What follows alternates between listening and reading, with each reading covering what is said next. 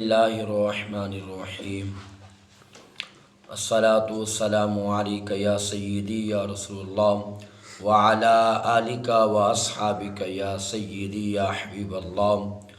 آج کا ہمارا جو ٹاپک ہے وہ بے نمازی کی سزا ہے۔ الحمدللہ ہم مسلمان ہیں اور مسلمان کا ہر کام اللہ تعالیٰ اور اس کے پیارے حبیب صلی اللہ علیہ وسلم کی خوشنودی کے لیے ہونا چاہیے، مگر بدقسمتی سے آج ہماری اکثریت نیکی کے راستے سے دور ہوتی جا رہی ہے۔ شاید اسی وجہ سے ہمیں طرح طرح کی پریشانیوں کا سامنا ہے۔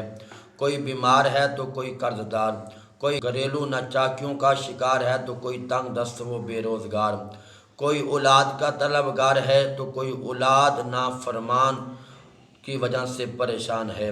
الغرض ہر ایک کسی نہ کسی مصیبت میں گرفتار ہے، اور اللہ تعالیٰ قرآن پاک میں ارشاد فرماتا ہے وَمَا أَصَابَكُم مِّن مُّصِيبَةٍ فَبِمَا كَسَبَتْ أَيْدِيكُمْ وَيَعْفُو عَن كَثِيرٍ۔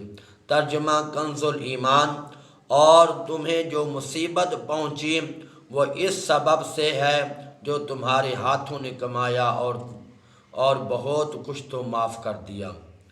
یقیناً دنیا اور آخرت کی ہر پریشانی کا حل اللہ تعالیٰ اور اس کے حبیب صلی اللہ علیہ وسلم کے بتائے ہوئے کاموں میں لگ جانا ہے۔ حضرت سیدنا ابوبکر صدیق رضی اللہ تعالیٰ عنہ فرماتے ہیں کہ جو اللہ تعالیٰ کے کاموں میں لگ جاتا ہے اللہ تعالیٰ اس کے کاموں میں لگ جاتا ہے۔ مسلمانوں کے لیے سب سے پہلا فرض نماز ہے، مگر افسوس کہ آج ہماری مسجدیں ویران ہیں۔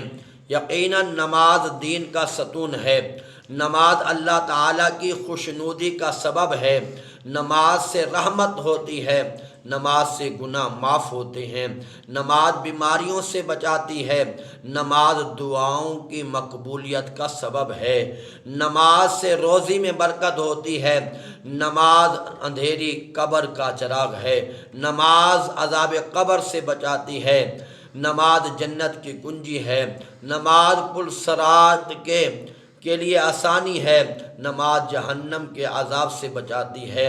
ہمارے پیارے آقا صلی اللہ علیہ وسلم کی آنکھوں کی ٹھنڈک نماز ہے۔ نمازی کو سرکار صلی اللہ علیہ وسلم کی شفاعت نصیب ہوگی، اور نمازی کے لیے سب سے بڑی نعمت یہ ہے کہ اسے قیامت والے دن رب تعالیٰ کا دیدار نصیب ہوگا۔ بے نمازی سے اللہ تعالیٰ ناراض ہوتا ہے۔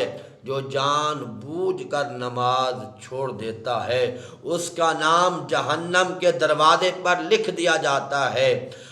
نماز میں سستی کرنے والے کو قبر اس طرح دبائے گی کہ اس کی پتھریاں ٹوٹ پھوٹ کر ایک دوسرے میں پیوست ہو جائیں گی، اور اس کی قبر میں آگ بھڑکا دی جائے گی، اس پر ایک خوفناک گنجا سانپ مسلط کر دیا جائے گا، اور قیامت کے روز سے سختی کے ساتھ حساب لیا جائے گا۔ جان بوجھ کر نماز قضا کرنے والوں کے بارے میں قرآن پاک میں ارشاد ہوتا ہے فویل للمصلین الذین هم عن صلاتهم ساہون۔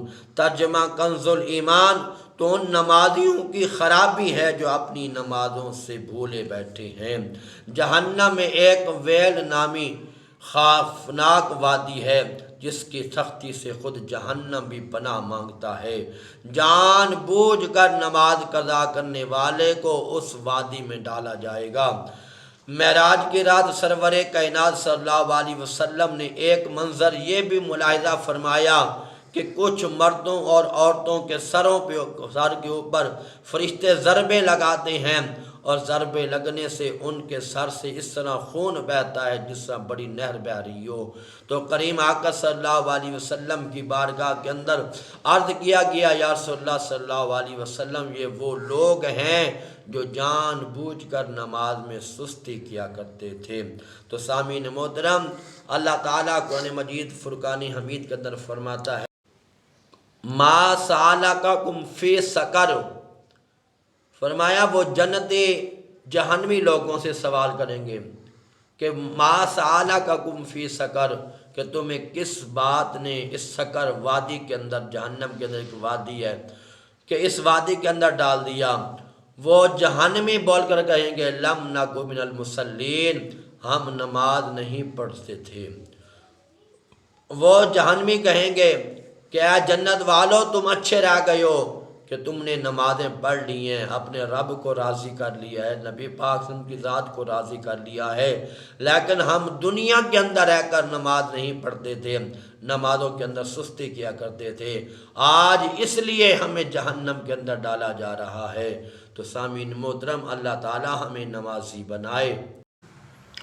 ایک بار سیدنا حضرت عیسیٰ علیہ السلام کہ ایک ایسی بستی سے گزر ہوا جہاں پر بڑی خوشحالی تھی، نہریں بڑی آب و تاب کے ساتھ بہہ رہی تھیں، چشمے رواں تھے، باغات سرسبز شاداب تھے، یعنی کہ ہر ایک بندہ خوشحال زندگی گزار رہا تھا۔ تو اللہ کے نبی حضرت عیسیٰ علیہ السلام کا 3 سال بعد پھر وہاں سے گزر ہوا تو کیا دیکھتے ہیں کہ وہاں کے باغات خشک ہو گئے ہیں، درخت گل سڑ گئے ہیں، چشمے خشک ہو گئے ہیں، نہریں خشک ہو گئی ہیں، جو مکانات تھے وہ کھنڈرات کا منظر پیش کرنے لگ گئی ہیں۔ تو اللہ کے نبی حضرت عیسیٰ علیہ السلام نے بارگاہ الہی میں عرض کیا، یا رب العالمین یہ کیا معاملہ ہے؟ تو اللہ تبارک و تعالیٰ نے فرمایا کہ اے عیسیٰ علیہ السلام، اس بستی سے ایک بے نمازی گزرا اور اس نے اس چشمے سے منہ دھو لیا تھا، تو اس بے نمازی کی نحوست کی وجہ سے اس علاقے کی خوشحالی ختم ہو گئی ہے، چشمے خشک ہو گئی ہیں، باغات ختم ہو گئے ہیں، مکانات تباہ ہو گئی ہیں۔ تو سامعین محترم ذرا دیکھیں، سوچیں کہ اگر ایک بستی سے ایک بے نمازی گزر جائے